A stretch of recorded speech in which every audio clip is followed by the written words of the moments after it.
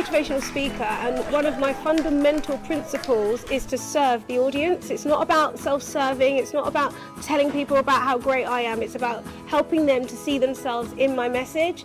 Well, I did 2 talks today. The first talk I did was my first one of this event, and it's a female founders event created by Lucienne Coaching, and it's just full of women who are founders. So I felt safe, I felt excited to share, and my goal today is just to leave you with something for you to take away.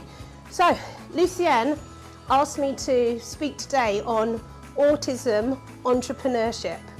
So when I tell people I'm autistic, I normally get a response, 3 different responses. The first one is, are you sure? I was delivering my talk, and it's a talk I've delivered many times before in various forms.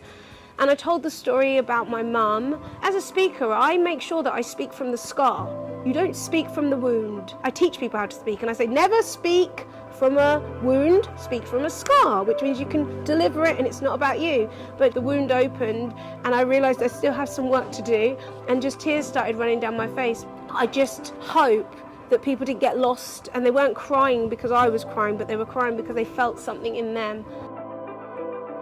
I'm just so honoured and privileged to have the opportunity to speak to so many incredible women and be in a room with so many female founders. So I just want to say, Lucienne, thank you for giving me this opportunity, and thank you for creating space for me.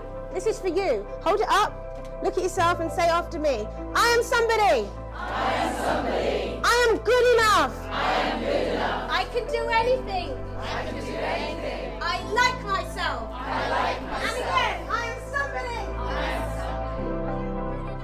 What Iffy has done is just show her brilliance, and that representation really matters as autistic women, as founders, as entrepreneurs. Like, this is where we can carve our space. So it's a massive confidence boost. Loved the self-talk that we did. I'm gonna start doing that every morning to have that belief in myself, because I think as autistics we're told so often things that we can't do, or feeling like we don't belong, and this is just, massively inspiring.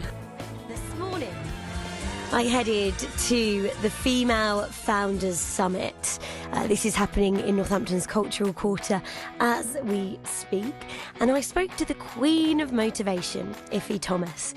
The talk was really about my journey as being an autistic person, and only finding out 10 years ago when I was 30, and I explained how my autism has actually been part of my journey, part of it me not knowing. So during the talk I always try to help people see themselves and help people connect with their own stories and their own truths, and the goal is always to make people realise that they are unstoppable and to never give up no matter what the challenges might be or whatever the circumstances might be. That's my goal all the time, to help people feel good about themselves.